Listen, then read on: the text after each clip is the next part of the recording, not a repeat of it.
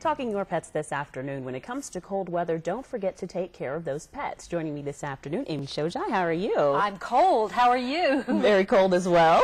Right. Just starting, those temperatures just starting to drop. And even though our fur kids have a little bit of wool insulation there, some of them have more than others, and they're just as susceptible to the cold temperatures as people are.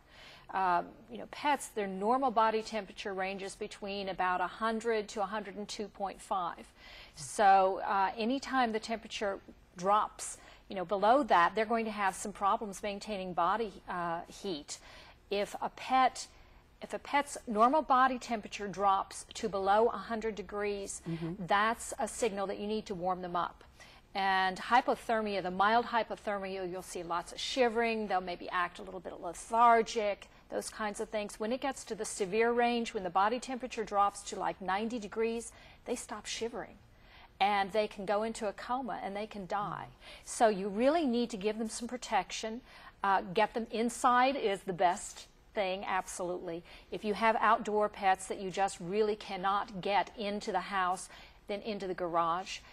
Give them some insulation as far as the dog house, those kinds of things. If you have cats that you've been feeding that are not willing to come inside, give them, you know, just a box with a blanket inside. They can curl up inside of that. Warm lights out in the garage, anything that you can give them to get out of the wet and the cold.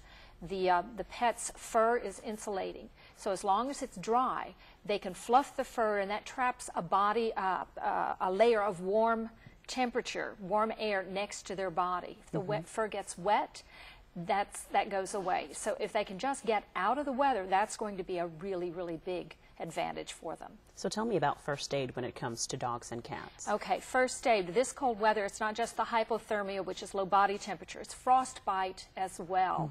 And you'll see areas like on the tips of the ears for cats, the tail, the toes on male dogs, whether they're neutered or not. The testicles, the scrotal sac can be affected. You'll see cold white or blue coloration.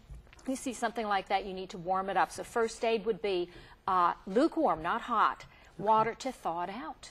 Because basically frostbite is, it freezes. And it's just like, you know, you have an ice cube tray that freezes and the water overflows. Well, the skin cells are a high percentage of water. And when the tissue freezes, it overflows and it bursts, and that causes damage. So you'll see hard white colored flesh, and you'll need to thaw that out. Again, get them inside. With a hypothermia, you can give them, if it's mild, run towels in the clothes dryer, warm it up, wrap them up, give them warm chicken broth to drink, to kind of warm them up from the outside. If they have stopped shivering, you need to get them to the veterinarian immediately. That is not something you can do first aid at home. This book does have some tips. This is the first aid companion for dogs and cats, and I interviewed about 80 emergency room veterinarians for this book. So you've got some good tips in there, when to see the vet and what you can do at home. But biggest thing right now is get them inside, because you know, I don't like being cold, and for sure, neither do they. You know, this is a 3-dog night, so get all the dogs into your bed, and everybody will be warm. Okay, sounds good. Thanks for being here this afternoon. A lot of great information. Absolutely. Now let's check in with